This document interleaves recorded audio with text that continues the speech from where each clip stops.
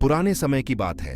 भारत के राजपूताने की धरती पर एक ऐसा वीर राजा हुआ जिसका नाम सुनते ही दुश्मनों के दिल दहल जाते थे।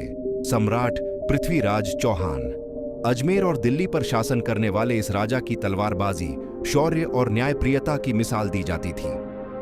पृथ्वीराज बचपन से ही असाधारण थे। किस्सा मशहूर है कि जब वह सिर्फ 13 साल के थे तभी उन्होंने युद्ध कला में महारत हासिल कर ली थी। The voice you selected does not support this language. Please click the upper right corner to switch to another voice. यह बालक बड़ा होकर हिंदुस्तान का महान सेना नायक बनेगा। कम उम्र में ही पृथ्वीराज चौहान दिल्ली के तख्त पर बैठ गए। चारों ओर उनके शौर्य और न्याय की चर्चा थी। वे प्रजा का दुख दर्द सुनते, सैनिकों को परिवार जैसा मानते और युद्ध में हमेशा अग्रिम पंक्ति में खड़े रहते। उसकी इच्छा भारत पर कब्जा करने की थी, लेकिन भारत की सीमा पर सबसे मजबूत दीवार बनकर खड़े थे पृथ्वीराज। सन 1351 में तराइन के मैदान में पहली लड़ाई हुई। दोनों ओर विशाल सेनाएं आमने सामने खड़ी थीं। पृथ्वीराज ने कहा, राजपूताना की मिट्टी गवाही देगी। जो भी हमारी धरती पर बुरी नजर डालता है वह वापस नहीं जाता। युद्ध शुरू हुआ।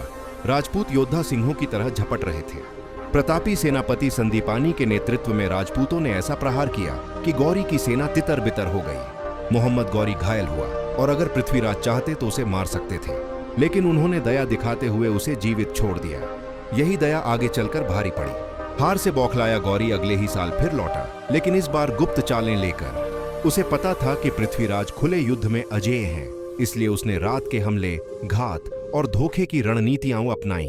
दूसरी तराइन की लड़ाई में राजपूतों ने वीरता दिखाई, लेकिन विश्वासघातों ने उनका पलड़ा कमजोर कर दिया। अंततः गौरी ने पृथ्वीराज को बंदी बना लिया। उसे गजनी ले जाया गया। कई दिनों तक उसे अपमानित किया गया, लेकिन पृथ्वीराज की आंखों में कभी डर नहीं था। बस वही अग्नि थी जो हमेशा उनके भीतर जलती थी। पृथ्वीराज के साथ उनके मित्र कवि चंद्रबरदाई भी गजनी ले जाए गए। गौरी ने एक दिन घोषणा की, हम हिंदुस्तान के इस राजा को दिखाएंगे कि असली बादशाह कौन है। यह तीर छोड़कर लक्ष्य नहीं जान सकता। तभी चंद्रबरदाई ने कहा, हमारा राजा बंद आंखों से भी निशाना लगाकर किसी को भी मार सकता है। गौरी हंसा, लेकिन उसने चुनौती स्वीकार कर ली।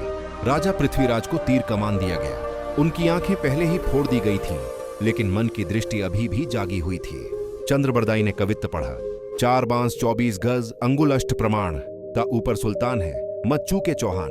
यह दिशा बताने वाला गुप्त संदेश था। भीड़ शांत हो गई। पृथ्वीराज ने तीर चढ़ाया, एक गहरी सांस ली, कमान खींची और टू शून। तीर सीधे जाकर मोहम्मद गौरी के सीने में धंस गया। गौरी वहीं धराशायी हो गया। उस क्षण पूरा दरबार स्तब्ध रह गया। अंधे होकर भी निशाने पर तीर, यह तो देवताओं का काम लगता है। गौरी के सिपाही उग्र हो उठे। उन्होंने पृथ्वीराज और चंद्रबरदाई दोनों को मार डाला, लेकिन दोनों मुस्कुराते हुए शहीद हुए, क्योंकि उन्होंने अपना प्रतिशोध पूरा कर लिया था। राजपूताना की धरती पर आज भी कहा जाता है, चौहान कभी सिर झुकाकर नहीं जीते, बल्कि सीना तान कर मरते हैं। समाप्ति, विरासत। आज भी पृथ्वीराज चौहान को वीरता, सम्मान और आत्मगौरव के प्रतीक के रूप में याद किया जाता है।